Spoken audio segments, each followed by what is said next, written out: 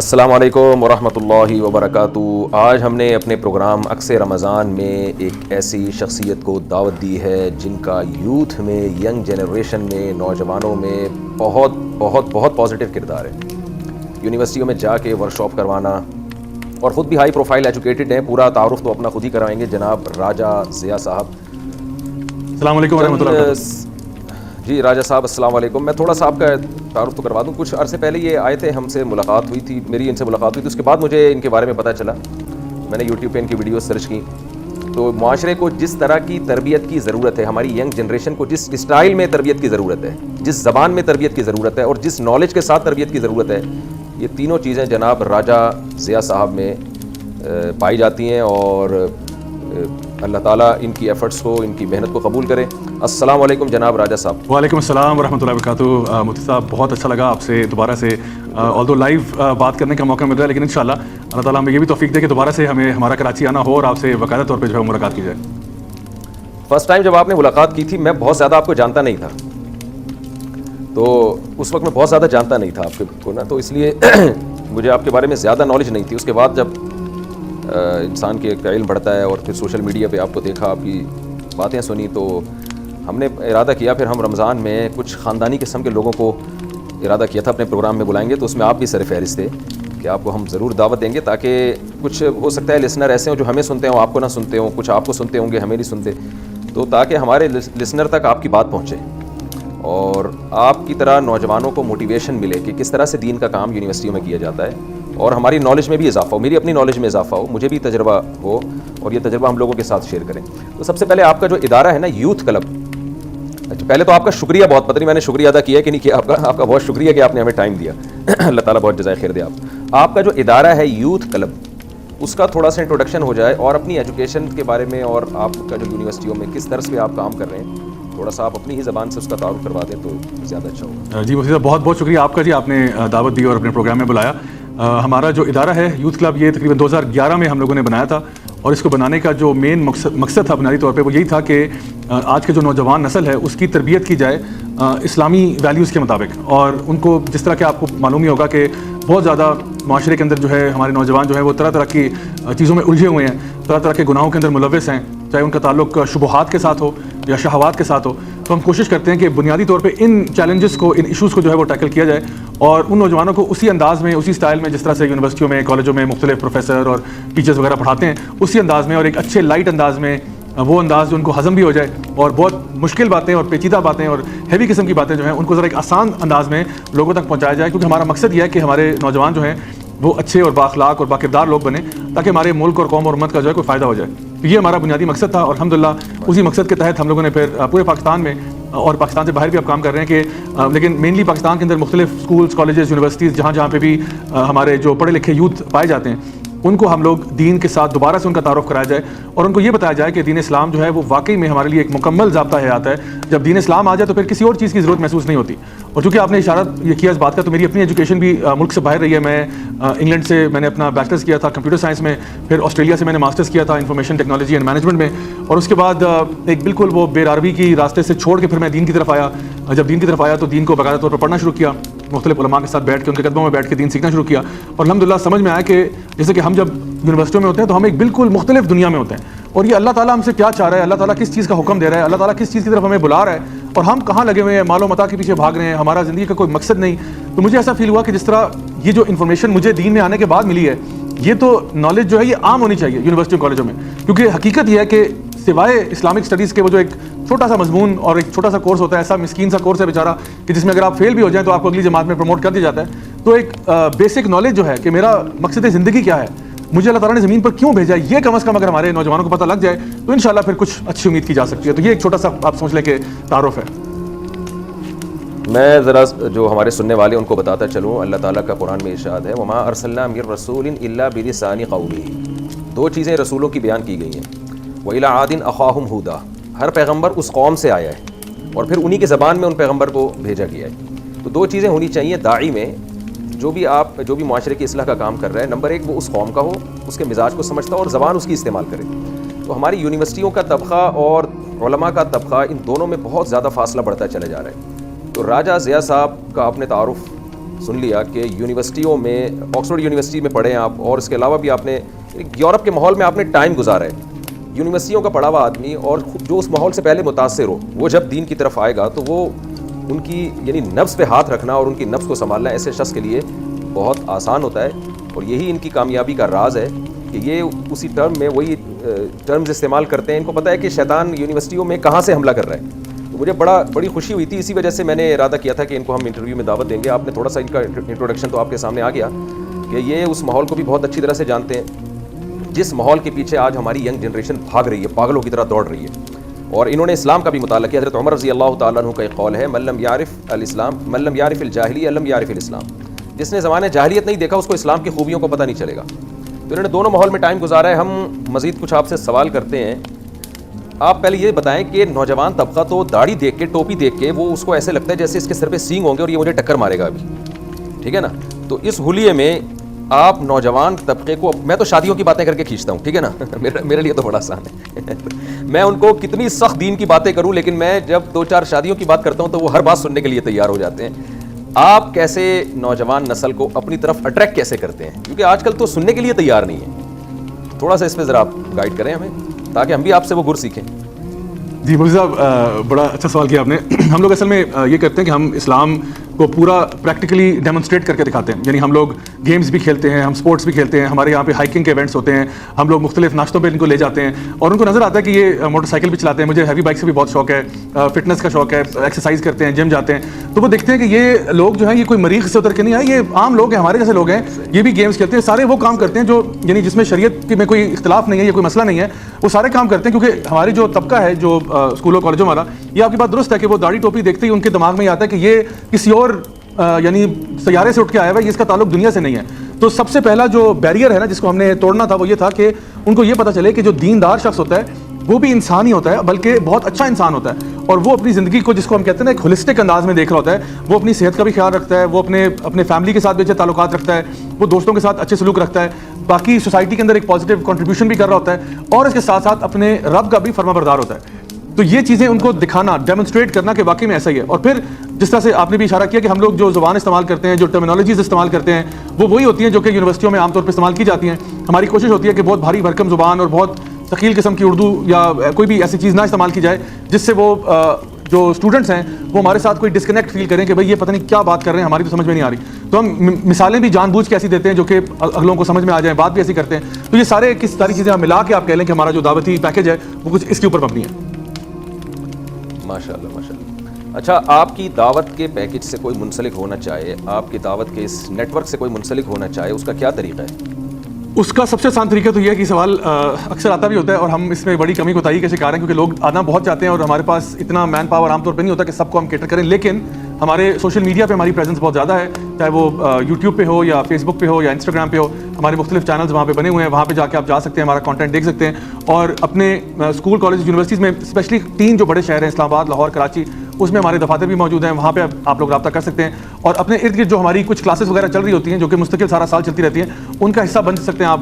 اسی طرح سے آپ اپنے یونیورسٹی میں, اسکول کالج میں کچھ خود سے کچھ انیشیٹو لینا چاہیں تو آپ لے سکتے ہیں, ہمیں آپ وہاں پہ انوائٹ کر سکتے ہیں. الحمدللہ ہم لوگ بالکل کچھ چارج نہیں کرتے. مجھے معلوم ہے کہ بہت سارے موٹیویشنل اسپیکرز جو ہیں وہ لاکھ 2 لاکھ 3 لاکھ روپیہ چارج کرتے ہیں پر لیکچر کے حساب سے. تو الحمدللہ جب سے ہم نے کام شروع کیا اور آج تک ہم 1 روپیہ بھی چارج نہیں کرتے الحمدللہ کسی بھی ٹاک لیکچر کا. ہم چاہتے ہیں کہ جو دعوت دین ہے یہ سب کا حق ہے اور ہمیں ہر انسان تک جو ہے یہ دعوت پہنچانی چاہیے. آپ اگر سننے والے بن سکتے ہیں تو ہم لوگ پھر سنانے والے بھی بن سکتے ہیں. تو انشاءاللہ آپ لوگ آگے بڑھ کے اپنے خود ایکٹیویٹ ہوں, خود اپنے آپ کو جو ہے نا وہ آگے لے کے آئیں, تو ہم حاضر ہیں آپ کے لیے انشاءاللہ. تو آپ کے کوئی بھی اسسٹنٹ یا خود آپ کا نمبر ہم اپنے اس پروگرام میں شیئر کر سکتے ہیں, کوئی اس میں مسئلہ تو نہیں؟ نہیں کوئی مسئلہ نہیں انشاءاللہ, تاکہ لوگ ڈائریکٹ آپ سے رابطہ جی کریں. انشاءاللہ ان کا نمبر شیئر کر دیں گے اپنے پروگرام میں.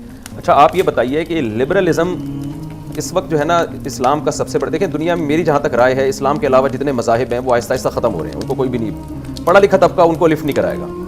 وہ دور گیا کہ ہمارے باپ دادا یہ کیا کرتے تھے, تو اب لوگ نہیں باپ دادا کو فالو کر رہے. تو میری جہاں تک ایک رائے ہے کہ اس وقت دنیا میں 2 ہی نظام ہیں. ایک نام نہاد لبرل, ایک تو لبرلزم جو حقیقت میں تو لبرل اسلام لبرلزم ہے جو بار بار آپ کو عقل استعمال کرنے کا حکم دیتا ہے, لیکن لبرل لفظ ایک علامت بن چکا ہے ان لوگوں کی جو مذہب کو نہیں مانتے.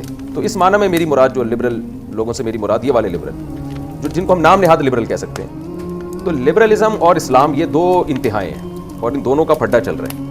تو لبرلزم کی بیسک دعوت ہے کیا, وہ کیوں لوگوں کو مذہب کی قید سے آزاد کرانا چاہتا ہے, اس کے بنیادی نعرے کیا ہیں اور اس کی اسلام پہ یلغار ہے کیا؟ جی مفتی صاحب, یہ میں سمجھتا ہوں کہ دور حاضر کا سب سے بڑا مسئلہ جو آپ نے اس وقت چھیڑ دیا ہے وہ یہی لبرلزم کا ہی ہے, اور اس کی تھوڑی سی آپ کو تاریخ میں جانا پڑے گا. اس کے پیچھے ایک پس منظر ہے. آپ دیکھیں کہ تقریباً جو مڈل ایجز جن کو کہا جاتا ہے یورپ کے اندر, یا جن کو ڈارک ایجز بھی کہتے ہیں, یہ ایک ایسا دور تھا, یعنی 1500 کی جو صدی بنتی ہے 1400-1500 میں, اس ٹائم پہ یورپ کے حالات بڑے خراب تھے. خراب اس طرح سے تھے کہ وہاں پہ جو ان کا جو دیندار طبقہ تھا, جو کرسچن چرچ تھا, وہ اور جو بادشاہ تھے, یہ آپس میں رل گئے, یہ آپس میں مل گئے. اور انہوں نے کیا کیا کہ انہوں نے, یعنی چرچ جو تھا وہ یہ کہتا تھا کہ تمہارے اوپر جو بادشاہ آئے ہوئے ہیں یہ اللہ کی طرف سے ہیں, تو بس ان کو برداشت کرو اور ان کو ٹیکسز دو اور ان کی خدمتوں میں لگ جاؤ. اور جو بادشاہ تھے وہ بیسکلی لوگوں کا پیسہ لوٹتے تھے, ان کے اوپر ہیوی ٹیکس لگاتے تھے. تو بادشاہ اور چرچ, یعنی ان کو میں اس وقت جو ہے نا چرچ کو کہہ رہا ہوں کہ یہ دینی طبقہ تھا اس زمانے کا, یا اس زمانے کے مولوی تھے آپ سمجھ لیں. تو یہ اور جو بادشاہ ہیں یہ آپس میں مل گئے, اور نیچے جو عوام ہے وہ بیچاری پستی چلی گئی. اور ایک وقت ایسا آیا کہ وہ جو ایک آتش فشاں کی طرح یہ دھماکہ ہوا اور ایک ریولوشن ہو گیا. ریولوشن یہ ہوا کہ چرچ کے بھی خلاف بغاوت ہو گئی, اور جو بادشاہ تھے ان کے خلاف بھی بغاوت ہو گئی. چرچ کے خلاف بغاوت یہ ہوئی کہ بھئی یہ چرچ والے جو تھے یہ انہوں نے ہمیں یہ کہا کہ جی خدا کو مانو اور آخرت کی بات کی, اور انہوں نے کہا کہ جی روح کوئی چیز ہوتی ہے. حالانکہ یہ چیزیں جو ہیں یہ مٹیریل نہیں ہیں, یہ چیزیں آنکھوں سے دیکھی جا سکتی ہیں, کسی مشاہدے میں نہیں آتی ہیں. تو یہ انہوں نے ہمیں بالکل غلط ٹریک پہ لگایا ہوا تھا, اور ساتھ ساتھ ہمیں یہ بھی بتانا کہ جی یہ تمہارے اوپر اللہ کی طرف سے آئے ہیں, اور یہ ہماری کھالیں اتار رہے تھے, ہمارا خون چوس رہے تھے. تو وہ ایک فرینچ ریولوشن بھی ہوئی, اور پورے یورپ کے اندر جو ہے نا ایک سب سے زیادہ جو خون ریز دور گزرا ہے وہ یہ دور تھا, جس کو پھر بعد میں انلائٹنمنٹ ایرا کہتے ہیں, یا روشن خیالی کا دور کہتے ہیں, یا اس کو رینیساں پیریڈ کہتے ہیں. تو اس دوران لوگوں نے جو یورپ کے اندر ایک کلیکٹیو جو ایک سوچ بنی وہ یہ تھی کہ ہم نے اپنے آپ کو بادشاہوں سے جان چھڑانی ہے, جو کہ انہوں نے جان چھڑوا لی, اور مذہب سے بھی جان چھڑانی ہے. کیونکہ ان کے دماغ میں یہ بات بیٹھ گئی کہ مذہبی لوگ جو ہیں اگر ان کے, کیونکہ چرچ کی غلطی یہ تھی, چرچ کہتا تھا کہ ساری کی ساری طاقت جو ہے وہ بائبل میں نہیں ہے, پوپ فیصلہ کرے گا. یعنی وہ لوگوں کو بائبل پڑھنے سے روکتے بھی تھے کہ جو پوپ جو ہے نا فیصلہ کرے گا, جو ان کا سب سے بڑا پریسٹ ہوتا ہے, وہ جو فیصلہ کرے گا وہ حتمی ہوگا, اور چاہے وہ جو مرضی کہہ دے آپ سے, آپ کو وہ بات ماننی ہوگی. اور دوسرا یہ کہ اگر کوئی شخص کوئی سائنٹیفک بات لے کے آتا تو چرچ اس کے اوپر گستاخی کا فتویٰ لگا دیتے کہ تم نے ہماری کتاب کے ساتھ کوئی بات ایسی کی ہے جو اس کے خلاف ٹکرا رہی ہے. تو لوگوں پہ ظلم بھی ہوا, بہت سے لوگوں کو قتل کر دیا گیا. تو لوگوں نے پھر نا ریٹیلیشن میں آ کے یا رد عمل میں جو ہے وہ چرچ کا اور بادشاہوں کا انکار کر دیا. اس کا نتیجہ یہ نکلا کہ ہم لوگ ایک مٹیریلزم کے دور میں آ گئے, کہ جہاں پہ یہ کہا گیا کہ جو چیز بھی آنکھوں سے دیکھی جا سکتی ہے, ہاتھ سے چھوئی جا سکتی ہے, کان سے سنی جا سکتی ہے, وہ حقیقت ہے. اس کے علاوہ سب جو ہے یہ مطلب ڈرامے بازیاں ہو رہی ہیں. اور یورپ جو ہے وہ اس یعنی مذہب سے دور ہو گیا, کیونکہ مذہب کے ساتھ ان کا ایکسپیرینس اچھا نہیں تھا. اچھا, اسی کے برعکس اگر آپ دیکھیں تو مسلم دور کے اندر جو اسلامک گولڈن ایج جس کو ہم کہتے ہیں, وہاں پہ مسلمان جو ہیں ان کا کوئی مسئلہ نہیں تھا سائنس کے ساتھ. ہم تو سائنٹیفک طور پہ ترقی بھی کر رہے ہیں, ابن سینا جیسے لوگ بھی آ رہے ہیں جو میڈیسن کے اندر بہت پروگریس کر رہے ہیں, اور کیا کیا چیزیں ایجاد ہو رہی ہیں. اور تو یہ ہمارا تو مسلمانوں کا یہ مسئلہ نہیں تھا. لیکن یورپ کا جو ذاتی مسئلہ تھا دین کے ساتھ, اس نے کہا کہ یہ اجتماعی مسئلہ ہے پوری دنیا کا. اور پھر یورپ سے 6 قومیں نکلی ہیں, اس میں برٹش بھی ہیں, ڈچ ہیں, جرمن جو آپ کے اٹالینز ہیں, پورچوگیز, اسپینش ہیں. یہ سارے جب پھیلنا شروع ہوئے ہیں تو انہوں نے کیا کیا کہ دنیا میں کالونائزیشن کا دور ہوا. اب تلوار بھی ان کے ہاتھ میں آ گئی, اور قلم اور فکر اور سوچ بھی انہی کی تھی. تو اب یہ اتفاقاً کہہ لیں یا جو بھی اس کا پیچھے معاملہ تھا, یہ اب پھیل بھی گئے اور پوری دنیا میں اپنی سوچ لے کر یعنی غلبہ پانے کی کوشش کی ان لوگوں نے. اور پھر ہوا یہ کہ یہ پھر انڈو پاک سب کانٹیننٹ میں بھی آ گئے, اور جب یہاں پہ آئے تو پھر آہستہ آہستہ انہوں نے کیا کیا کہ ہمارے علماء کو انہوں نے جاہل ڈکلیئر کرنا شروع کر دیا کہ علماء تمہارے سارے جو ہیں کیونکہ یہ سائنس سے دور ہیں وغیرہ وغیرہ, یہ کچھ نہیں جانتے, یہ پتہ نہیں اللہ کی باتیں کرتے ہیں اور یہ قیامت کی باتیں کرتے ہیں, نہ کسی نے دیکھا نہ کسی نے سنا. تو بھائی یورپ تو اس سے آگے نکل گیا, آگے کی بات کرو, یہ مٹیریلزم کا دور آ گیا. اور پھر اسی مٹیریلزم کے دور کے اندر اب ظاہری بات ہے آپ نے حکومت چلانی ہے تو کیسے چلائیں, کیسے فیصلہ کریں. پہلے تو بادشاہ تھے, اب تو بادشاہ نہیں ہے. تو اب جو ہے نا ہم خود فیصلہ کریں گے, ہم لبرل ہو جائیں گے. لبرل کا مطلب ہے لبرٹی ہونا یا فریڈم ہونا, کہ ہم خود فیصلہ کریں گے کہ ہمیں صحیح کیا غلط کیا ہے. اللہ ہمیں نہیں بتائے گا, نعوذ باللہ سبحانہ, اللہ نہیں بتائے گا, ہمیں کوئی مذہبی کتاب نہیں بتائے گی, ہمیں کوئی فلاں مولوی نہ بتائے کہ بھئی صحیح اور غلط کیا ہے, حلال اور حرام کیا ہے. ہم خود فیصلہ کریں گے کہ صحیح کیا ہے, اپنی عقل اور سمجھ استعمال کرتے ہوئے ہم کہیں گے کہ بھئی یہ چیز صحیح ہے, یہ غلط ہے. تو یہ ہے لبرل فلسفی اور تھاٹ, اور یہ پھر ہمارے اوپر بھی انہوں نے مسلط کی. اور ہمارے لیے دین جو ہے وہ ایک بڑا چھوٹا سا گوشہ رہ گیا ہماری زندگیوں کا. یعنی دین ہمارا کل نہیں ہے. یعنی اللہ تعالیٰ جیسے فرماتے ہیں قرآن مجید میں کہ یا ایھا الذین آمنوا ادخلوا فی السلم کافہ ولا تتبعوا خطوات الشیطان. تو ہمارے لیے اب دین کل نہیں ہے. ہمارا دین جو ہے نا یہ میری لائف ہے, یہ میری جاب ہے, یہ میرا فیملی ہے, یہ چھوٹا سا ایک خانہ ہے دین کا. تو لبرلزم بالکل یہی ہے. لبرلزم یعنی آخر میں صرف ایک ڈیفینیشن بتا دوں.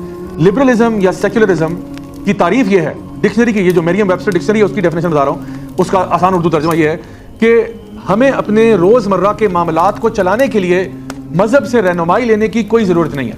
یعنی آپ نے اللہ کی عبادت کرنی ہے, آپ نے بھگوان کی عبادت کرنی ہے, آپ نے ہنومان کی کرنی ہے, آپ نے بدھا کو کچھ سمجھ رہے ہیں, آپ اپنے گھر میں کرنا چاہتے ہو, جو مرضی کرو. ہم سیکولر ہیں, ہم لبرل ہیں, ہم آپ کو اجازت دیتے ہیں. لیکن قانون بنانے میں, زندگی کا طرز جو ہے نا وہ اس کا تعین کرنے میں ہم برائے مہربانی کسی مذہب سے یا کسی ریلیجس ٹیکسٹ سے مدد اور رہنمائی بالکل نہیں لیں گے. یہ میں آپ کو بتا رہا ہوں کہ ایک سمری ڈیفینیشن ہے سیکولرزم یا لبرلزم کی, جس کو آج ہم پیش کر رہے ہیں. یعنی خلاصہ آپ کی بات کا یہ نکلا کہ چونکہ باطل مذہب تھا, عیسائی یہودی منسوخ مذاہب تھے, تحریف شدہ تھے, جیسے کہ قرآن نے جگہ جگہ دعویٰ کیا ہے, تو مذہب دنیا کے ساتھ چل نہیں سکتا تھا, غلط چیز چل نہیں سکتی.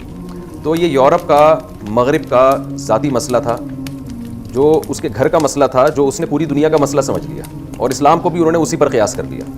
تو آپ کی بات کا خلاصہ یہ نکلا. تو اس سے ہماری بھی ینگ جنریشن متاثر ہوئی, کیونکہ ہمارے پاس جتنی بھی تعلیم کے ذرائع ہیں, جدید تعلیم, وہ تو باہر سے ہی آ رہے ہیں سارے ذرائع, تو وہ بھی اسی سے متاثر. انہوں نے سمجھا کہ ان کے مذہب اور سائنس ساتھ نہیں چل سکی, تو ہماری بھی ایجوکیشن اور مذہب دونوں ساتھ ساتھ نہیں چل سکتے. تو یعنی آپ کے ذریعے نوجوانوں کو جو میسج گیا ہے نا, اس میں اہم میسج وہ یہ گیا ہے کہ بھائی یہ ان کا ذاتی مسئلہ تھا, وہ غلط مذہب کو فالو کر رہے تھے. وہاں پادریوں کی حکومت تھی, جیسے قرآن میں آتا ہے نا, اتخذوا احبارهم ورهبانهم اربابا من دون اللہ. پادری کو یہ رائٹ تھا کہ حرام کو حلال کر دے, حلال کو حرام کر دے, انہوں نے دیا ہوا تھا یہ رائٹ. تو وہ ہمارا مسئلہ نہیں ہے, ہم ایک برحق مذہب کے ماننے والے ہیں. تو عیسائیت پر آپ اسلام کو قیاس نہیں کر سکتے. تو یورپ کا ذاتی مسئلہ تھا جو انہوں نے اٹھا کے پوری دنیا پہ تھوپ. مفتی صاحب اس میں چھوٹی سی ایک بات ایڈ کرتا چلوں, وہ یہ کہ نہ صرف عیسائیت کا مسئلہ اس حد تک تھا, بلکہ یہ ہو چکا تھا کہ عیسائیت جو تھی نا, وہ بھی اس زمانے کی جو عیسائیت تھی وہ گریک میتھولوجی سے بہت زیادہ انسپائر ہوتی تھی, اور گریک فلسفی سے, یعنی جو یونانی فلسفہ ہے وہ عیسائیت کے اندر گٹمٹ ہو چکا تھا. اور وہ جو دین اللہ نے نازل کیا تھا عیسیٰ علیہ السلام پہ, وہ اپنی اصل حالت سے بالکل مختلف ہو چکا تھا. تو جس چیز کا یورپ نے انکار کیا تھا وہ اس گٹمٹ قسم کے دین کا تھا جو کہ اللہ کی طرف سے نہیں تھا. تو یہ ایک فطرتی بات ہے کہ انسان جب ایسی چیز سے دیکھتا ہے تو اس کو وہ کرتا ہے. اور میں اس کی مثال اکثر یہ دیتا ہوتا ہوں کہ یعنی ایک عورت ہو نا جس کو اپنے شوہر سے مسئلہ ہو, اور یقیناً اس کا شوہر خراب ہو, تو وہ ساری عورتوں کو جا کے کہنا شروع کرتے ہیں کہ تم ساروں کے شوہر خراب ہیں اور پاگل اور دیوانے ہیں, تو سب اپنے جو نا شوہروں کو چھوڑ. یہ وہ معاملہ ہوا ہے کہ یورپ کا جو ذاتی مسئلہ تھا اس نے اس کو اجتماعی بنا کے ساری دنیا کے اوپر نافذ کرنے کی کوشش کی ہے. جی اچھا, ہیومن رائٹس کی بات بہت زیادہ ہوتی ہے لبرل لوگوں کے ہاں. ہیومن رائٹس یعنی سب سے پہلے انسانیت کا رشتہ ہے اور مذہب کا رشتہ اس کے بعد میں ہے. تو اور اسلام پر بھی جو اعتراضات کیے جاتے ہیں وہ ہیومن رائٹس کے حوالے سے, حالانکہ اسلام تو آپ تو یقیناً آپ کا بہت اچھا مطالعہ ہے, آپ بہت اچھی طرح یہ بات جانتے ہیں کہ اسلام نے دنیا کو ہیومن رائٹس سکھائے ہیں. تو ہیومن رائٹس کے حوالے سے کیا اعتراضات کیے جاتے ہیں اسلام پہ عام طور پر, اور آپ ان کا دفاع کیسے کرتے ہیں, اور اس میں کیا ان لوگوں نے پروپیگنڈا کیا ہے؟ زیادہ تر سوالات کس طرح کے سوالات سے آپ کو واسطہ پڑتا ہے؟ مفتی صاحب یہاں پہ جو ہیومن رائٹس کا جو لفظ ہے نا, یہ آپ دیکھیں یہ 30s سے پہلے اس کا وجود نہیں ملے گا آپ کو کتابوں کے اندر. یہ 1930s کے بعد یہ لفظ آئے ہیومن رائٹس. اس سے پہلے کیا ہیومن رائٹس نہیں تھی؟ بالکل تھیں, لیکن لوگ جو ہے نا وہ ہیومن رائٹس سے زیادہ وہ ایسی بات کرتے تھے کہ جو معاشرے کے افراد ہیں, جو معاشرے میں کنٹریبیوٹ کر رہے ہیں, ان کے کچھ رائٹس ہیں. میرا کہنے کا مقصد یہ ہے کہ دیکھیں آج ہیومن رائٹس کے نام پر وہ کہتے ہیں کہ جی ہم جنس پرستوں کو بھی رائٹ دو, چونکہ وہ انسان ہیں ان کو رائٹ ہونا چاہیے. تو کل کو وہ جو پیڈوفیلیا ہے, جو اللہ معاف کرے جو لوگ بچوں کے ساتھ زیادتی کرتے ہیں اور کرنا چاہتے ہیں, ان کو بھی وہ رائٹس دیتے ہیں کہ جی وہ کیا انسان نہیں ہے, ان کے رائٹس نہیں ہیں. تو ہمارا دین یہ کہتا ہے کہ یعنی ہمیں انڈیویجولس کے بارے میں اللہ تعالیٰ یہ بتاتے ہیں کہ صرف ماں کا حق ہے. اب یہ لوگ ماں کے حقوق کے بارے میں کیوں نہیں بات کرتے؟ یہ اصل میں ایک سوال ہے پوچھنے والا. آپ مدرس رائٹس پہ کیوں نہیں بات کرتے؟ آپ فادرس رائٹس پہ کیوں نہیں بات کرتے؟ آپ یہ کیوں نہیں کہتے کہ وائف کے کیا رائٹس ہوتے ہیں, ہسبینڈ کے کیا رائٹس ہوتے ہیں؟ آپ یہ چاہتے ہو کہ جو بھی معاشرے کا انسان ہے, چاہے وہ اچھا ہے, برا ہے, اللہ کا نافرمان ہے, کچھ بھی ہے, اس کو بس کچھ نہ کہا کرے. تو جب ہم یہ بات کرتے ہیں اسلام میں کہ جی اسلام ایک بہت جامع اور مکمل دین ہے, تو جب اسلام یہ کہتا ہے کہ جی چور کا ہاتھ کاٹا جائے گا, یا اگر ایک بندے نے قتل کیا تو اس کو قتل کیا جائے گا, تو پھر یہ ہیومن رائٹس کا جھنڈا لے کے آ جاتے ہیں کہ نہیں اس کو کرنا غلط ہوگا. تو وہ کہتے ہیں کہ ہر انسان کو, چاہے وہ جتنا بھی بڑا گناہ گار ہے وہ بھی ہے, اس کو ایز اے ہیومن ٹریٹ کیا جائے, اور اس کے اوپر کچھ چیزیں ہم لوگ اس کے اوپر نافذ کریں, اور اس کو اس کے رائٹس ہم لوگ دیں. تو اس میں ان کا جو سب سے بڑا مسئلہ ہے وہ یہ ہے کہ یہ بات نہیں دیکھتے کہ جب ہمارا دین اور ہماری شریعت جو ہے وہ پورے معاشرے کی بہتری کی بات کرتی ہے. ان کا جو مذہب ہے, ان کا جو دین ہے, ان کا جو لبرل تھاٹ ہے, یہ بیسڈ ہے انڈیویجولزم کے اوپر. انڈیویجولزم کہتے ہیں کہ جہاں پہ فرد کو آزادی حاصل ہوتی ہے. یعنی مثال کے طور پہ ایک شخص ہے, وہ کہتا ہے جی میں انسان ہوں, میرا ہیومن رائٹ ہے کہ میں جو چاہے کرنا چاہوں میں کروں. تو ان کے ہاں جو ایتھکس ہے یا جو ان کا اخلاقیات کا تقاضا ہے, اس کو وہ بیس کرتے ہیں جس کو یہ کہتے ہیں ہارم پرنسپل. ہارم پرنسپل یہ ہے کہ کوئی انسان بھی اپنی خوشی کے لیے کچھ بھی کر سکتا ہے, بس شرط یہ کہ وہ کسی سے اس کو نقصان نہ ہو. تو اب مثال کے طور پہ اگر ایک مرد اور عورت راضی ہو جاتے ہیں اور وہ آپس میں رشتہ قائم کرنا چاہتے ہیں بغیر نکاح کے, تو کہتے ہیں اس میں کیا مسئلہ ہے, یہ تو ان کا ہیومن رائٹ ہے کہ وہ آپس میں جو مرضی کریں, کیونکہ دونوں کا آپس میں کنسنٹ ہے, دونوں کا آپس میں اگریمنٹ ہو گیا ہے, دونوں کا آپس میں معاہدہ ہو گیا. تو معاہدہ ہو گیا تو کچھ بھی چلے گا. یعنی میں کسی کے ایک بندہ سود دے رہا ہے, ایک سود لے رہا ہے, بھائی ہیومن رائٹ ہے, وہ سود دے رہا ہے, آپ لے رہے ہو, آپ نے آپس میں کسی کو نقصان تو نہیں ہو رہا.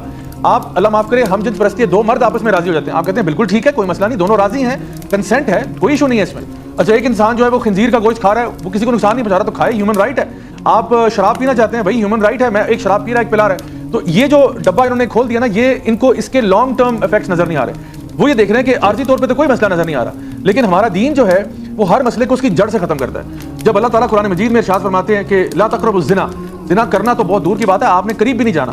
اب ان کے اپنے معاشرے کے اندر اب آپ دیکھیں لانگ ٹرم افیکٹس کیا ہیں وہاں پہ. یعنی ہماری شریعت جو ہے وہ نسب کی بات کرتی ہے, نسب نام کی چیز وہاں نہیں رہ گئی. آپ کو پتہ ہے اس وقت امریکہ کے اندر 50% سے زیادہ بچے جو پیدا ہو رہے ہیں وہ شادی اور نکاح کے بغیر پیدا ہو رہے ہیں. یعنی ایک زمانے میں یہ گالی ہوتی تھی, لیکن آج یہ گالی نہیں ہے, آج جو یعنی باقاعدہ طور پر نکاح کے اندر پیدا ہو رہا ہے وہ شاید عجیب چیز ہو گیا ہے. تو ویسٹرن ورلڈ میں تو شکر ادا کرنا چاہیے کہ پیدا ہو رہے ہیں. اللہ اکبر کبیرہ, یہ بھی مجھ سے بڑی بات ہے کہ یعنی ورنہ تو وہ نسل ہی ختم ہو جاتی. تو ایک تو انہوں نے یہ چیز, پھر جب یہ جہاں پہ بات کرتے ہیں ہمارا دین ہماری عقل کی حفاظت کرتا ہے, یعنی ہیومن رائٹ ہے کہ انسان کا نسب ہونا چاہیے. تو میں ان کو یہ کہتا ہوں کہ کیا یہ ایک بچے کا ہیومن رائٹ نہیں ہے کہ اس کو پتا ہو میرا باپ کون ہے. آپ کو پتا ہے کہ بچوں کے لیے کتنا یہ ٹرامیٹائزنگ ہوتا ہے, کتنا ان کے اوپر یہ یعنی مصیبت کی بات ہوتی ہے کہ بچہ پیدا ہو گیا اس کو یہی نہیں معلوم میرا باپ کون تھا. تو اسلامی شریعت جو ہے وہ آپ کے نسب کی حفاظت کرتی ہے, اسلامی شریعت جو ہے وہ آپ کی عقل کی حفاظت کرتی ہے. وہاں پہ یہ لوگ شراب نوشی کرتے ہیں, ہر قسم کے نشے میں کہتے ہیں فریڈم ہے جی, ہمارے پاس ہیومن رائٹ ہے. تو انہی کے ہاں سب سے زیادہ جو ڈومیسٹک وائلنس کے کیس ہوتے ہیں, یعنی گھروں کے اندر شوہروں کا بیویوں کے اوپر تشدد کرنا, وہ زیادہ تر نشے کی حالت میں ہوتے ہیں. وہاں پہ ٹریفک کے حادثات جو ہیں, تو جس طرح وہاں پہ ڈرنک ڈرائیونگ کے واقعات ہوتے ہیں, وہ سارے کے سارے یعنی کہ ایسے جو کہ انٹاکسیکیشن کی وجہ سے, نشے کی وجہ سے یہ واقعات ہو رہے ہیں. پھر اسی طرح وہاں سے مال کی حفاظت نہیں ہے. جب وہ چور کو سزا نہیں دیتے, چور کو آپ نے پکڑ کے جیل میں بھیج دیا, جیل جو ہے باہر کا جیل جو ہے وہ ایک باقاعدہ یونیورسٹی ہے. ایک بندہ جس نے چوری کے یعنی گناہ میں گیا تھا, وہ اندر جا کے باقی چوروں کے ساتھ جب بیٹھتا ہے نا, تو وہ پھر اس کی یونیورسٹی کی تعلیم حاصل کرتا ہے. اب وہ وہاں سے 7 سال نکال کے آ رہا ہے, تو وہ تو سمجھیں کہ پورا ایک درس و تدریس کا معاملہ لے کے آ رہا ہے. اب جس لیول کا وہ چور بنے گا وہ آپ کی سوچ ہے. تو اسلام, اور پھر دیکھیں جو پنشمنٹ مل رہی ہے, وہ بندہ جس نے چوری کی تھی اپنے گھر والوں کے لیے کی ہوگی, ظاہری بات ہے وہ کوئی چوری کر رہا ہے, کوئی مال لانا چاہتا ہے, تو اب آپ نے اس کو تو پکڑ کے بند کر دیا جیل میں, باقی جو گھر والے ہیں اب وہ کہاں سے کھائیں اور کمائیں. تو آپ نے اصل میں پنشمنٹ اس بندے کو نہیں, اس کی فیملی کو پنشمنٹ دیا آپ نے. تو یہ ان کا سسٹم جو ہے یہ اصل میں مال کی حفاظت بھی نہیں کرتا, کیونکہ چور جب باہر نکلتا ہے وہ دوبارہ چوری کرتا ہے. یہ اس کے بارے میں بھی اعداد و شمار موجود ہیں.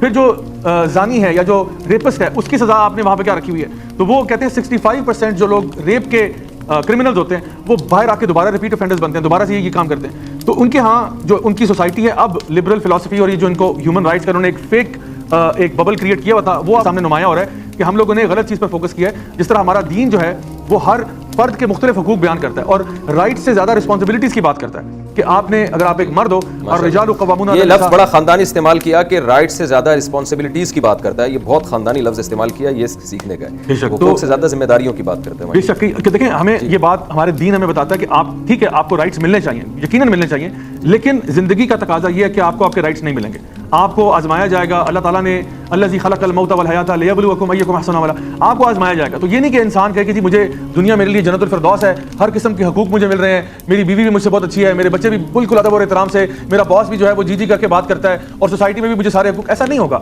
کہیں نہ کہیں کمیاں کوتاہیاں ہوں گی. آپ یہ کوشش کریں کہ آپ کیا رسپانسبلٹیز پوری کر رہے ہیں یا نہیں کر رہے, کیونکہ آپ سے تو آپ ہی کا سوال ہونا ہے. تو اللہ تعالیٰ نے تو ہم سے مطلب مجھ سے میرا ہی پوچھا جائے گا کہ بھائی تم نے وہ کیا یا نہیں کیا. تو ہمارا دین جو ہے وہ کہتا ہے کہ شوہر کی رسپانسبلٹیز یہ ہیں, بیوی کی رسپانسبلٹیز یہ ہیں, ماں کا کام یہ ہے, بچوں کا کام یہ ہے کہ ماں باپ کے آگے اف نہیں کرنا. ورنہ تو آپ اگر یہ ہیومن رائٹس کا یہ جو ڈھونگ رچایا ہوا ہے ان لوگوں نے, اس کو اگر آپ دیکھنا شروع کریں تو اس میں تو کل کو وہ کہتے ہیں کہ جی اگر ماں باپ بچوں پہ اونچی آواز میں بات کر لیں تو جی بچے کی ہیومن رائٹس مجروح ہو گئی, ماں باپ کو اٹھا کے جیل میں بند کر لو. جس طرح آج آپ دیکھیں سویڈن میں ہو رہا ہے کہ ماں یعنی بچوں کو ماں باپ سے چھینا جا رہا ہے, کیونکہ باپ نے جو ہے وہ کچھ کہہ دیا کہ بیٹا تمیز سے بیٹھو, یا ماں نے کچھ کہہ دیا, انہوں نے چائلڈ سروسز کو فون کیا اور وہ آ کے یا تو بچہ اٹھا کے لے گئے یا ماں باپ کو اٹھا کے لے گئے. یہ تو ان کی سوسائٹی کا عالم ہے, اور یہ اپنی موت خود ہی جو ہے وہ مرتا ہوا نظر آ رہا ہے. آئے دن ایسی کالز آتی رہتی ہیں جو آپ بتا رہے ہیں نا کہ ایک خاتون کا فون آیا میرے پاس کہ میری بچی کو مجھ سے چھینا گیا اور 1 ہفتہ میرے خلاف اس بچی کی ذہن سازی کی گئی ہے. اس ماں کے دل پہ آرے چل رہے تھے, چھورے چل رہے تھے کہ میں نے اپنے جگر کے ٹکڑے کو پالا اور آج اسی کو میرے خلاف باغی بنایا جا رہا ہے. اچھا, ہمارے ہاں جب جو لوگ بھی جاتے ہیں باہر دنیا میں تو پہلا امپریشن بہت اچھا پڑتا ہے, صفائی ستھرائی, صحت. وہ کہتے ہیں نا وظیفے بتاتے ہیں نا آج کل عامل لوگ کہ اول آخر 11 دفعہ درود شریف پڑھیں. تو گورے بات کرنے سے پہلے بھی 3 دفعہ تھینک یو, بات کرنے کے بعد بھی 3 دفعہ تھینک یو. ہمارے ہاں آپ ایئرپورٹ پہ اتریں تو گالیوں کا اور جو ہے نا وہ سیٹ اپ شروع ہو جاتا ہے کہ بھائی الو کے پٹھے, تمیز نہیں ہے کیسے چل رہا ہے, اس طرح کی چیزیں. وہاں جائیں تو آپ کو ایک بڑا ایک اچھا خوبصورت ماحول نظر آتا ہے. اس سے ہماری ینگ جنریشن بہت متاثر ہوتی ہے. میں ایک چھوٹا سا ایک آپ کو چٹکلا اپنے ایک جو ہمارے دوست کے ساتھ بھگتا ہوا, انہوں نے مجھے بڑی تعریفیں کر رہے تھے کہ میں جو کیمرہ مین ہے نا میرے, ان کی بات کر رہا ہوں جو ریکارڈنگ اکثر میرے پروگرام کرتے ہیں. مجھے کہنے لگے استاد جی مفتی صاحب یورپ جائیں گے یار, بہت ہیومن رائٹس. تو میں نے پھر ان سے کہا, میں نے کہا دیکھو بھائی فہد نام ہے ان کا, میرے کیمرہ مین کے نا. میں نے کہا دیکھو بھائی فہد بھائی, جب آپ بڑے ہو گے نا, جب آپ کے بچے ہوں گے, تو آپ کا بیٹا جب شادی کرے گا تو ایسا نہ ہو کہ وسیم سے کر لے شادی وہ, ٹھیک ہے, آپ کی بہو جو ہے ستار بھائی یا وسیم بھائی بن جائے یا سبکتگین صاحب بن جائے, تو اس وقت آپ خون کے آنسو روگے, اور یہ بھی نہیں پتہ چلے گا کہ آپ کا بیٹا آپ کے اپنے سسر کی بہو ہے یا اس کا جو فرینڈ ہے آپ کی بہو ہے. تو میں نے کہا یار یہ کیسے. اچھا میں نے تو مذاق میں ایک بات کہی تھی کہ آپ کا بیٹا جب ہومو سیکشولیٹی کی طرف جائے گا اور گھر میں بہو کے بجائے کوئی بندہ اٹھا کے لے آئے تو کیا دل پہ آرے چلیں گے. اچھا میں نے تو ایک مزاح سے بات کی تھی. کمال کی بات ہے, اس اگلے دن پاکستان میں یہاں کسی کا فون آیا اور صاحب نے مجھے کہا کہ میں اس قدر ٹینشن میں ہوں, میرا بیٹا کہہ رہا ہے میں نے میل سے شادی کرنی ہے, اور پراپر میرج کا لفظ استعمال کیا, میں پراپر شادی کروں گا. یعنی یورپ کے وہ اثرات ہمارے کنٹری میں بھی آنا شروع ہو گئے ہیں. تو میں نے کہا میں نے تو کل بیان میں مذاق سے ایک بات کہتی تھی اور یورپین معاشرے کے لیے کہی تھی, اور وہ صاحب اتنے پریشان تھے, اتنے ڈپریشن میں تھے کہ, اور اس نے مجھے بتایا کہ میرا بیٹا یورپ میں اس کے انگریزوں سے دوستی ہیں, فیس بک پہ لگا رہتا ہے, چیٹنگ کرتا رہتا ہے. اس سے وہ اتنا متاثر ہوا ہے کہ اب اس نے مجھے بندے کا نام بتایا کہ میں نے اس سے شادی کرنی ہے. تو یعنی یہ وہاں سے یہ چیز امپورٹ ہونا شروع ہو چکی ہے. تو ہومو سیکچولیٹی کے حوالے سے میرا آپ سے سوال یہ ہے کہ اتنی جو کام جانور نہیں کرتے, تو گورے اتنے عقل مند ہیں, اتنے پڑھے لکھے ہیں, کیسے انہوں نے ایک بے حیائی کو اپنے معاشرے میں پروموٹ کر دیا. دیکھیں ٹھیک ہے مذہب سے دشمنی الگ چیز ہے, لیکن نیچر کو تو سب مانتے ہیں نا کہ نیچرل تو نیچرل ہے. تو سیکس کا جو بڑا ایک مقصد تھا وہ ہے گروتھ, یعنی نسل کو بڑھانا. ہر جاندار میں اللہ نے سیکس کا جذبہ رکھا ہے, نسل کو بڑھانے کے لیے رکھا ہے. جانوروں کو تو پتہ بھی نہیں ہوتا کہ ہم جو فیمیل سے میٹنگ کر رہے ہیں, میل فیمیل, اس میٹنگ کا رزلٹ کیا نکلے گا. ان کے ذہن میں تو یہ بات نہیں ہوتی, وہ تو جانور ہیں, لیکن قدرت ان سے یہ کام لے رہی ہے کہ ان کے میں ایک جذبہ رکھا قدرت نے, اور ان کی میٹنگ ہوتی ہے اور اس کے نتیجے میں ان کی نسل بڑھتی ہے. تو انسان کا بھی جو ایک ریلیشن ہے فیمیل سے, اس کا ایک بیسک مقصد ظاہر ہے نسل کو بڑھانا ہے. تو کیا گوروں کی عقل میں یہ بات نہیں آتی کہ میل اور میل کا جو ریلیشن ہے وہ نیچر کے خلاف ہے. تو اس کو کیسے آپ اس معاشرے میں چلے پھرے ہیں, آپ نے وہاں یہ سوالات کیے ہوں گے ان لوگوں سے, وہ اس کا کیا جواب دیتے ہیں؟ مجھے صاحب اصل میں اگر آپ دیکھیں نا تو جو اس وقت ہمارا یہ جو لبرلزم کی ہم نے بات کی ہے, اس میں ایک چیز جو اس کے بنیادی طور پہ لبرلزم کے بالکل خلاف ہے, اور جو ہمارا اس وقت اسٹیٹ سینٹرک سسٹم چل رہا ہے, جہاں پہ یہ چاہتے ہیں کہ بڑی بڑی کارپوریشنز اور اسٹیٹ جو ہے وہ کنٹرول لے لے. پاور کی بات ہے, ساری پاور کی بات ہے کہ آپ نے ڈومینیٹ کرنا ہے ساروں کے اوپر. تو اس پاور کے خلاف جو فیملی سسٹم ہے نا, وہ ایک بہت بڑی رکاوٹ ہے. کیونکہ جب فیملیاں اور خاندان بڑے بڑے ہوتے ہیں, جو کہ ہمارا اسلامی سسٹم ہے, ہمیں ارحام کے رشتے جو ہیں ان کو نبھانے کا حکم دیا گیا ہے. تو خاندان کا مطلب ہے کہ ساری کی ساری طاقت جو ہے, بزنس بھی پوری فیملی کا بزنس ہے, سارے ایک دوسرے کا خیال کرتے ہیں, پپو خالہ ماموں چاچا سارے آپس میں ساتھ مل جل کے رہتے ہیں. بزنس بھی فیملی کا ہے, اس میں ماں کا رول بہت بڑا ہے, یعنی ماں کو تین گنا زیادہ جو ہے وہ ہماری عزت اور احترام اور پیار اور محبت کی جو ہے حقدار ہے. تو ماں جو ہے وہ گھر کے اندر ایک پوری ٹون سیٹ کرتی ہے کہ جی گھر کا ماحول کیسا ہوگا, گھر کی تربیت کیسی ہوگی, اور جو خاندان ہوتا ہے وہ بڑا طاقتور ہو جاتا ہے. تو اب یہ جو خاندان ہے یہ اسٹیٹ کے نا لیے بہت بڑا چیلنج ہے, کیونکہ اسٹیٹ جو ہے وہ تو چاہتی ہے کہ پورا کنٹرول آ جائے. جس طرح آپ نے بتایا نا کہ اب انہوں نے یہ ہمیں بتانا شروع کر دیا کہ اگر بچہ اسٹیٹ اٹھا کے لے جائے تو اسٹیٹ شاید زیادہ خیر خواہ ہے آپ کے بچے کی. اگر ہمارے ماں باپ ہم اپنی اسٹیٹ کے حوالے کر دیں تو اسٹیٹ شاید زیادہ خیر خواہ ہے آپ کے والدین کی, تاکہ آپ ان کو اولڈ ہوم میں جا کے پھینکائیں اور وہ اسی طرح بیچارے اکیلے ہی دنیا سے چل بسیں. تو میں نے تو ان کے ساتھ وہاں پہ کام کر کے دیکھا. تو یہ جو فیملی سسٹم ہے نا, یہ بنیادی طور پہ یہ لبرلزم اور جو اسٹیٹ سینٹرک سسٹم ہے اس کی راہ میں رکاوٹ ہے. اب اس رکاوٹ کو دور کرنے کے لیے ان کا کام ہے کہ انہوں نے ہر قسم کی فحاشی اور بدکاری, اور جس کو ہم سیکشول ڈیویشن کہتے ہیں, یعنی جو نارمل ایک سیکشول پریکٹس ہے اس سے ہٹ کے کوئی چیز ہو تو وہ یہ اس کو انکریج کرتے ہیں. اور یہ 1960s میں یعنی 1960 کی دہائی میں امریکہ کے اندر اور ایون یورپ میں بھی سیکشول ریولوشن آیا, جہاں پہ انہوں نے عورتوں کو بھی باہر نکالا, مردوں کو بھی کہا کہ سارے باہر نکلو اور اپنے یعنی یہ بات کرو کہ جو آپ نعرہ سنتے ہیں نا, میرا جسم میری مرضی, کہ بھائی میرا جسم ہے میری مرضی ہے, میں جو مرضی کروں, بھائی تم کون ہوتے ہو مجھے روکنے والے. یعنی آپ مجھے مطلب مولوی صاحب بتائیں گے کہ میں نے کس کے ساتھ رشتہ کرنا ہے کس کے ساتھ نہیں کرنا. تو ہوتا کیا ہے کہ جب انسان اپنے آپ کو اس فحاشی اور بدکاری کے جال میں ڈال دیتا ہے تو انسان کا جو ذہن ہے نا, اس کی کرپشن کی کوئی انتہا نہیں ہے. اللہ تعالیٰ فرماتے ہیں نا کہ لقد خلقنا الانسان فی احسن تقویم ثم رددناه اسفل سافلین. انسان اگر اچھا ہونا چاہے تو مسجود الملائکہ ہو سکتا ہے, ملائکہ سے بھی اوپر جا سکتا ہے, لیکن اگر انسان بدتر ہونا چاہے تو گٹر کا چوہا اتنا غلیظ اور گندا نہیں ہوگا جتنا انسان ہو سکتا ہے. یعنی یہ جو گٹر میں جو کاکروچ اور کیڑے مکوڑے پھر رہے ہیں, یہ بھی میس ریپ نہیں کرتے, یہ بھی قوموں کے اوپر ایٹم بم نہیں مار دیتے, یہ بھی اجتماعی زیادتیوں کا نشانہ نہیں لوگوں کو بناتے, لیکن انسان کر سکتا ہے. تو انسان جب سیکشولی ڈیویٹ ہوتا ہے نا, تو وہ پھر وہ کام کر سکتا ہے جو جانور بھی نہیں کرتا ہوگا. تو انہوں نے کیا کیا, معاشرے کے اندر فحاشی پھیلائی. اب دیکھیں میں آپ کو ایک مثال سے بات سناتا ہوں.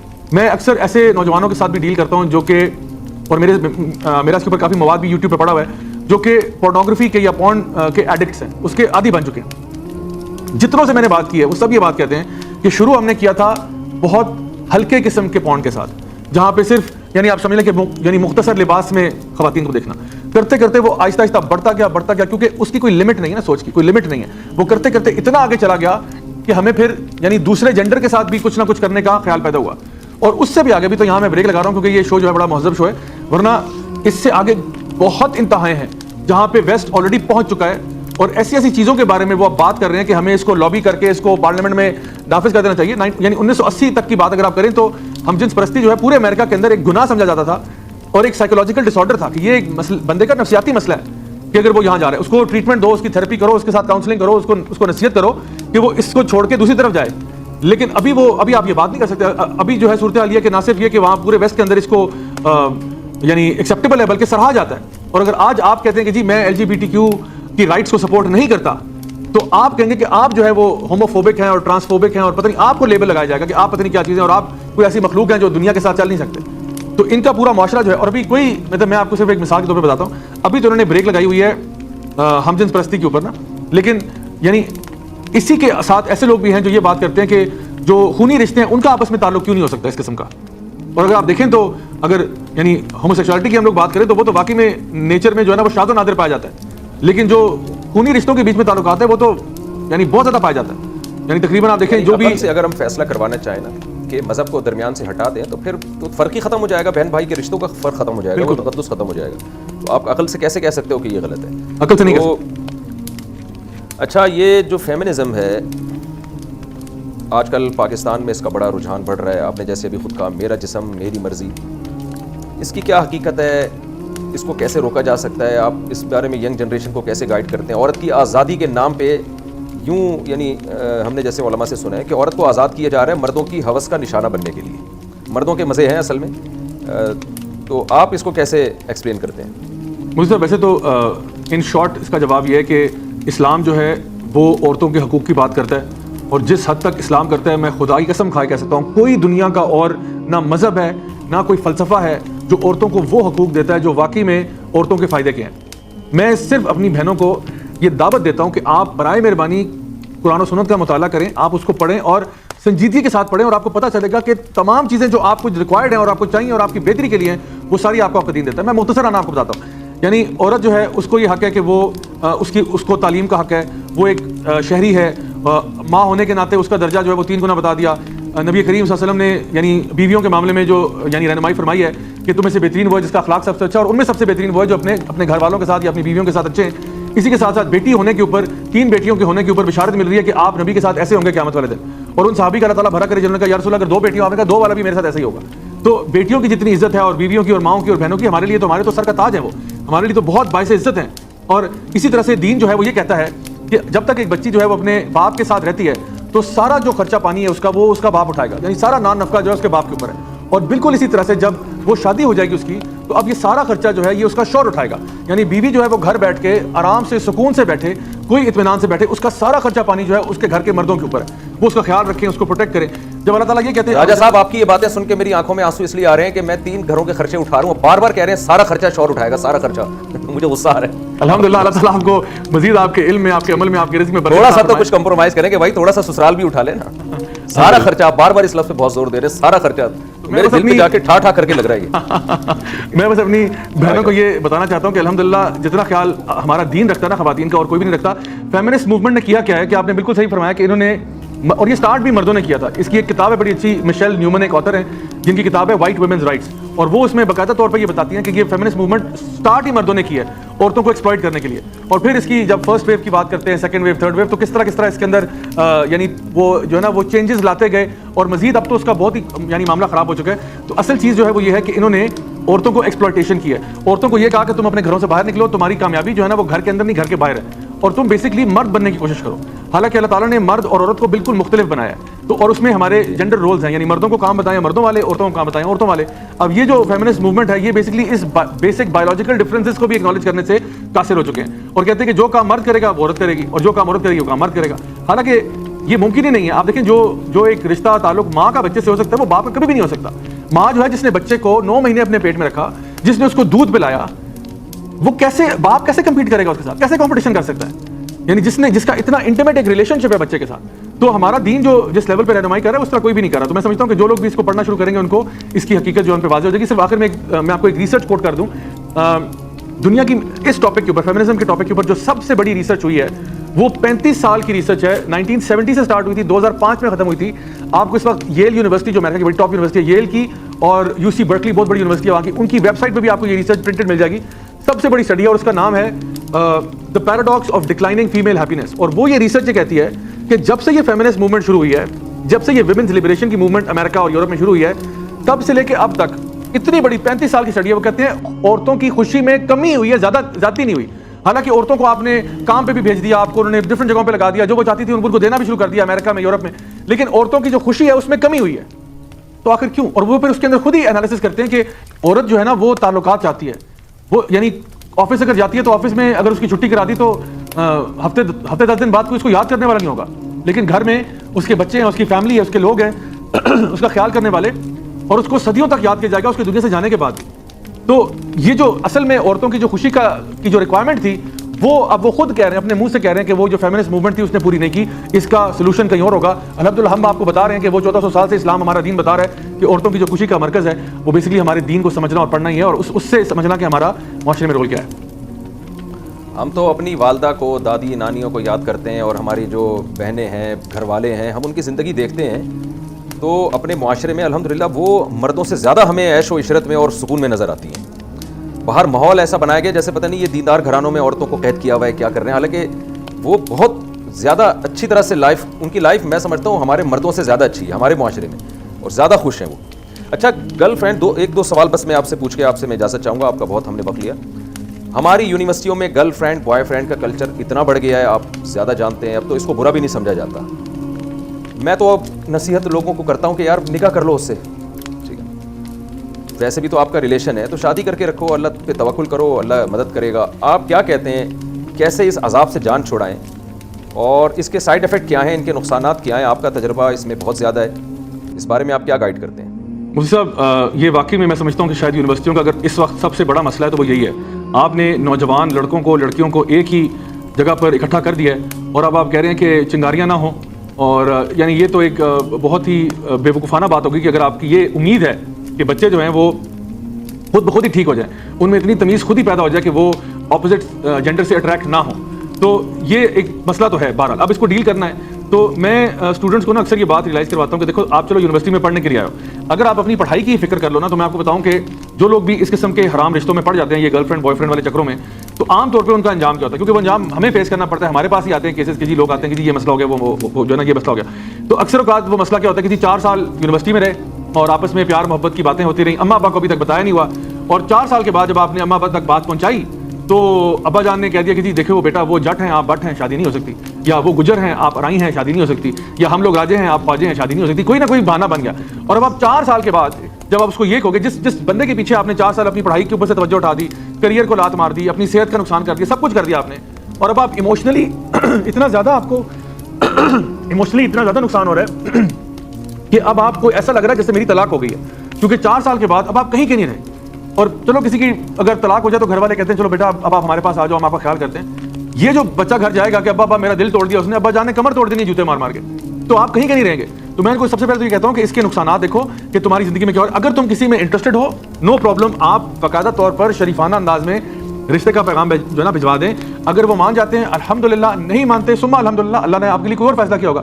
لیکن کبھی بھی کسی حرام چیز میں نہ پڑو, کیونکہ ایسے واقعات اتنے زیادہ میرے پاس آ چکے ہیں کہ جہاں پہ لوگ ایک حرام رشتے میں بھی پڑ گئے, اس کے بعد اللہ معاف کرے بہت حالات خراب ہوئے, اور یعنی جہاں پہ مرنے مارنے کی باتیں آ گئی, لڑکی کے بھائیوں کو پتہ چل گیا, انہوں نے آگے اگلے کی ٹانگیں توڑ ڈالی, کچھ مطلب بہت سارے اس کے امپیکٹس ہیں. تو جب آپ یعنی تھرو پراپر چینل کوئی کام نہیں کرو گے, جو اللہ تعالیٰ کا بتایا وہ طریقہ اس کے مطابق نہیں کرو گے, تو ساری باتیں پھر اس کے بعد پرابلمز آئیں گے. تو ان پرابلم سے بچنے کے لیے میں ان کو ایڈوائز کرتا ہوں کہ اگر تمہارا کہیں پہ انٹرسٹ ہے بھی, جس طرح آپ نے بھی کہا, آپ نکاح کریں, آپ شادی کریں صحیح طریقے سے, آپ کا دین آپ کو اجازت دیتا ہے, آپ وہ کام کریں, آپ حرام راستے کی طرف بالکل مت جائیں. میں راجہ صاحب ایک بات آپ سے شیئر کرتا ہوں. ایک دفعہ کراچی کے کسی ہاسپٹل میں جانا ہوا میرا, رات 2:30-3 بجے.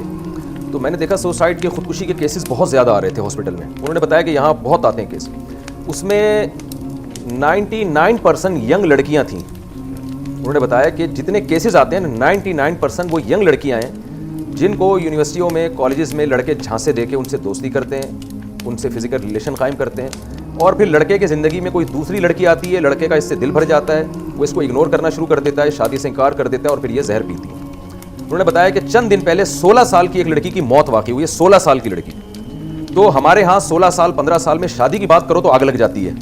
یہ نہیں دیکھ رہے کہ اتنی کم عمر لڑکیاں کس طرح ڈپریشن میں جا رہی ہیں, کیونکہ آپ نیچر سے بغاوت کر رہے ہیں نا. تو یہ جو گرل فرینڈ بوائے فرینڈ کا کلچر ہے نا, اس میں بھی مردوں کے مزے ہیں, لڑکیوں کے مزے نہیں ہیں. لڑکیوں کے ساتھ مرد کا دل بھرتا ہے, وہ کسی اور طرف جاتا ہے, لڑکی کو اگنور کر دیتا ہے. اچھا, میرا ایک سوال آپ سے یہ ہے, یہ پورن موویز بھی بہت زیادہ آج کل لڑکوں میں رجحان بڑھ رہا ہے. بہت سے لڑکے ہم سے کہتے ہیں ہم یہ برائی چھوڑنا چاہتے ہیں, چھوٹتی نہیں ہے ہم سے. آپ کیسے کیا گائیڈ کرتے ہیں کہ جو ان موویز سے جان چھڑانا چاہتے ہیں؟ دیکھیں, جب بھی ایمان کی رمق ہوتی ہے تو انسان گناہ کو بالغ گناہ سمجھ کے کرتا ہے. وہ کہتے ہیں ہم چیز ہم پر مسلط ہو چکی ہے, سوار ہو چکی ہے. تو آپ ان کو کیا مشورہ دیتے ہیں, کیسے وہ اس بے حیائی کی لعنت سے اپنے آپ کو بچا سکتے ہیں؟ مفتی صاحب, پہلے میں صرف چھوٹا سا چیز کا اضافہ کرتا چلو. جو پہلے آپ نے بات کی, میں جب انگلینڈ میں تھا نا, تو وہاں پہ میں نے دیکھا کہ وہاں پہ چھوٹی چھوٹی بچیاں جو ہیں 12 سال کی 13 سال کی, وہ پریگننٹ ہو رہی ہیں. اور میں ایک دفعہ ایک شاپنگ مال میں جا رہا تھا, تو ایک چھوٹی سی بچی ہوگی, مشکل سے 13 سال کی ہوگی, اور وہ نا ایسے وہ جو بیبی کیریج ہوتی ہے نا, وہ ایک بگی کو ایسے دھکا لگا رہی ہے, اور اس میں چھوٹا سا بچہ ہے. تو ویسے میں وہاں بیٹھا تھا, تو اس کے ساتھ سلام دعائی, میں نے کہا یہ آپ کی چھوٹی بہن ہے؟ تو کہتے نہیں, یہ میری بیٹی ہے. تو میں بڑا حیران ہوا, 13 سال کی بچی اپنی بیٹی لے کے گھوم رہی ہے. اچھا, وہاں پہ نا وہاں پہ وہ کلاس رومز میں نا سیکس ایجوکیشن کے نام سے نا کچھ پڑھاتے ہیں, لیکن یقین جانیے مفتی صاحب, وہ یہ نہیں پڑھاتے کہ آپ یہ کام نہ کریں. وہ کہتے ہیں ضرور کرو, لیکن بس حاملہ نہ ہو جانا. تو آپ کانٹرسیپشن استعمال کریں, آپ فیملی پلاننگ کریں, آپ بس. تو ان کے ہاں, یعنی آپ نے بھی کہا نا کہ 16 سال کی عمر میں شادی کے اوپر لوگ آگ بگولا ہو جاتے ہیں, بھائی یہ کیا بات کر رہے ہیں آپ. وہاں پہ 13 سال کی بچیاں حاملہ ہو رہی ہیں, اور وہ وہاں پہ ان کو سیکس ایجوکیشن کے نام پہ بتاتے ہیں کہ آپ نے جو کرنا ہے آپ کریں, ضرور کریں, ہم آپ کو روکتے نہیں ہیں, آپ کا جسم آپ کی مرضی, جو مرضی کرو, لیکن بس پریگننٹ نہیں ہونا, تم نے حاملہ نہیں ہونا, کیونکہ پھر تمہاری ایجوکیشن کا کیا ہوگا, یہ کیا ہوگا, وہ کیا ہوگا. تو ان کے یہاں پرابلمس بالکل مختلف نوعیت کے ہیں. بہرحال جو سوال آپ نے کیا, اس کا جواب تو خیر بہت زیادہ ہے, اور یعنی بہت بڑا ہے, لیکن بہرحال میں اس میں اتنی سی بات کہوں گا کہ اس کا بنیادی طور پہ جو ہم لوگ, چونکہ ہم مسلمان ہیں, اللہ تعالیٰ سے محبت کرنے والے لوگ ہیں, والذین آمنوا اشد حبا للہ, تو میں یہ کہتا ہوں کہ ہمارے ہاں جو ٹریٹمنٹ ہے وہ مختلف ہے جو ویسٹ میں کی جا رہی ہے. ویسٹ میں ان کو ڈفرینٹ کہتے ہیں, چلو آلٹرنیٹیو کر لو, یہ کر لو, کر لو.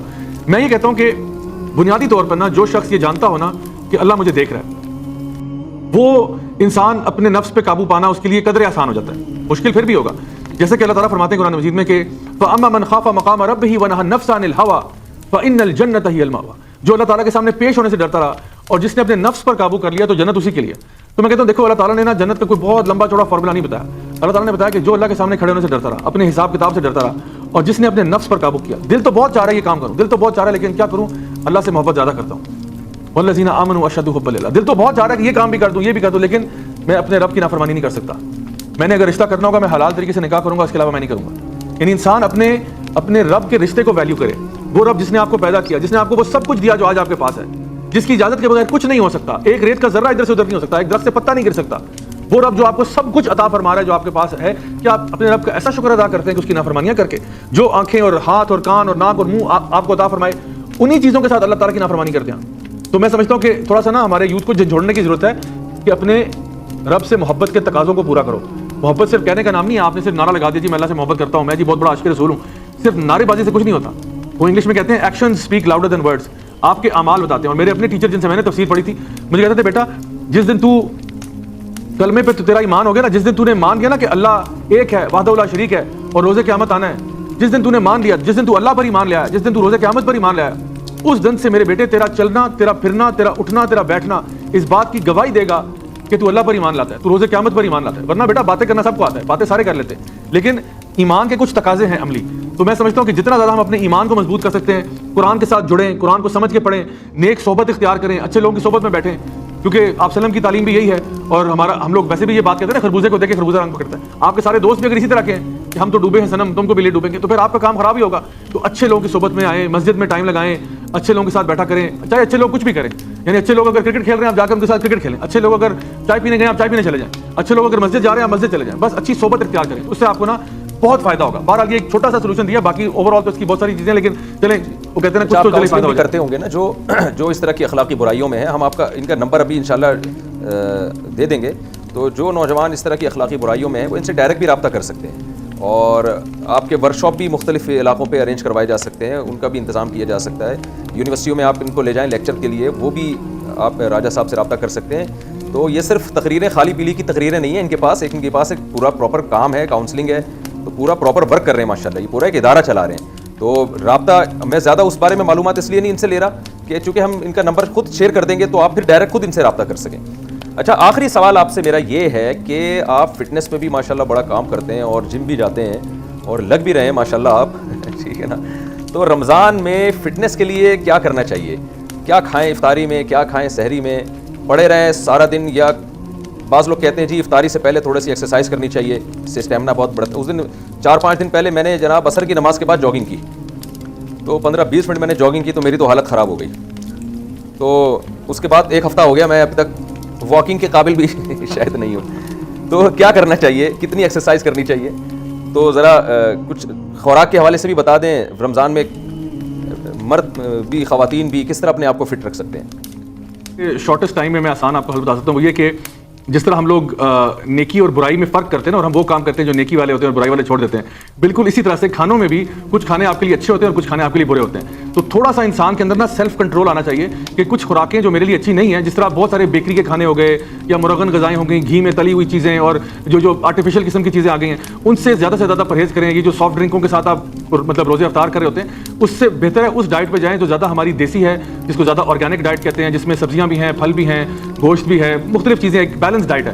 تو وہ کریں اور نبی کی تعلیمات کے مطابق اتنا کھائیں جس سے آپ کی کمر سیدھی ہو جائے. اوور ایٹ کرنے کی ضرورت نہیں. اگر آپ اوور ایٹنگ کریں گے تو پھر جو ہے نا اچھا کھانا بھی ہے, یعنی اگر سیب اچھا ہے آپ کی صحت کے لیے تو آپ 2 درجن سیب تو نہیں کھا جائیں گے نا ایک ہی سیٹنگ میں, وہ تو پھر کام خراب ہو جائے گا. تو کسی چیز میں زیادتی کریں گے تو وہ پھر مسئلہ خراب ہوگا. تو ایک تو خوراک اچھی لیں, کوالٹی اچھی ہو اس چیز کی, چاہے تھوڑی لیں, اور اس کا جو پورشن ہے وہ بھی کنٹرول رکھیں.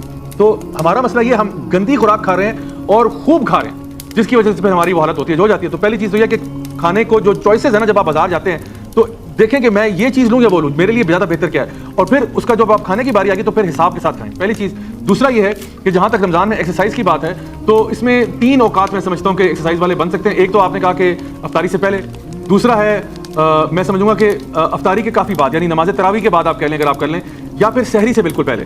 تو افطاری سے پہلے اگر آپ کریں گے اس میں خدشہ یہ ہے کہ ہو سکتا ہے آپ کہیں کلیپس نہ کر جائیں, کیونکہ آپ کی باڈی جو ہے نا اس وقت بالکل آپ سمجھیں کہ ڈی ہائیڈریٹ ہوئی ہے, پانی تقریباً ختم ہو چکا ہے, اور یعنی جسم میں انرجی بھی جو ہے وہ نہیں ہے. اگر آپ چلیں 20 منٹ کرتے ہیں بالکل افطار سے پہلے اور ایکسرسائز کرنے کے فوراً بعد آپ کچھ کھا لیتے ہیں تو سمجھ میں آتا ہے, لیکن اس میں تھوڑے سا جو ہے نا خطرے کا اندیشہ ہے, اسپیشلی وہ لوگ جو ذرا زیادہ جم لگانا چاہتے ہیں, تو ہو سکتا ہے وہ یہ بھی ویٹ لگاتے لگاتے بیچارہ وہاں پہ کہیں بے ہوش ہی نہ ہو جائے. تو اپنی جان آپ کے جسم کا بھی آپ پہ حق ہے, تو خیال رکھیں اس کا, پہلی بات.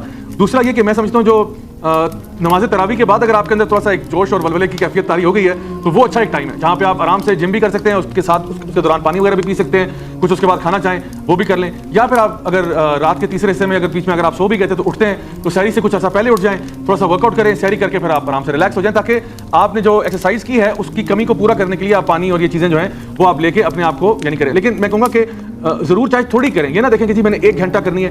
روز اگر آپ 20 منٹ 30 منٹ 40 منٹ بھی کرتے ہیں تو الحمدللہ یہ پھر بھی بہت اچھا ہے. چاہے اس میں آپ واک کر لیں, آپ ایکسرسائز کر لیں, کوئی گیمز کھیل لیں, کچھ کر لیں, یعنی کچھ بھی کرنا, کوئی بھی حرکت کرنا آپ کے جسم کے لیے وہ صوفے پہ بیٹھنے سے تو بہتر ہی ہوگا انشاءاللہ.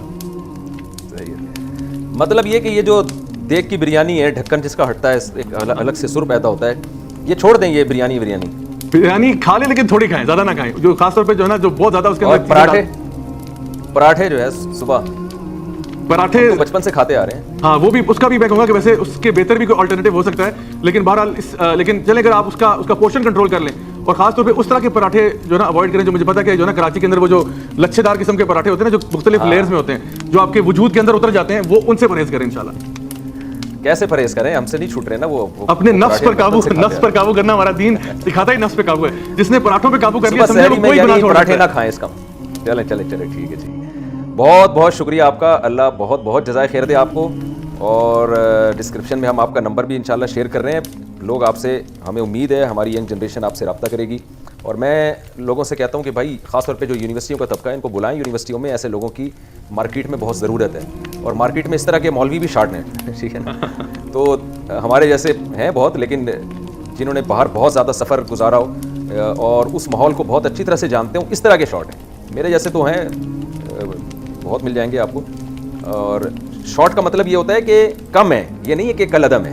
اس لیے کہ ہو سکتا ہے کوئی مولوی صاحب فون کریں, آپ نے مجھے بھی کہہ دیا کہ نہیں ہے, تو میں بھی پڑھا لکھا ہوں, یعنی پڑھا لکھا سے میرے بعد عالم تو سارے ہی پڑھے لکھے ہوتے ہیں, میری مراد ہے کہ دنیاوی نالج بھی رکھتے ہوں, تو وہ زیادہ اچھی طرح سے معاشرے میں کام کر سکتے ہیں, کیونکہ وہ اس معاشرے کی برائی کو اچھی طرح سمجھتے ہیں, اور شیطان کہاں سے وار کر رہا ہے وہ اس کو بھی اچھی طرح سے جانتے ہیں. تو بہت شکریہ راجہ صاحب کا. اللہ تعالیٰ آپ کو جزائے خیر دے, آپ کی کوششوں کو, آپ کی محنت کو قبول فرمائے. دوبارہ پھر کسی وقت انشاءاللہ ہم آپ سے فیس ٹو فیس ملاقات کریں گے اور بھی مزید کچھ آپ سے سیکھنے کی انشاءاللہ ہم کوشش کریں گے. جزاکم اللہ. السلام علیکم ورحمۃ اللہ وبرکاتہ.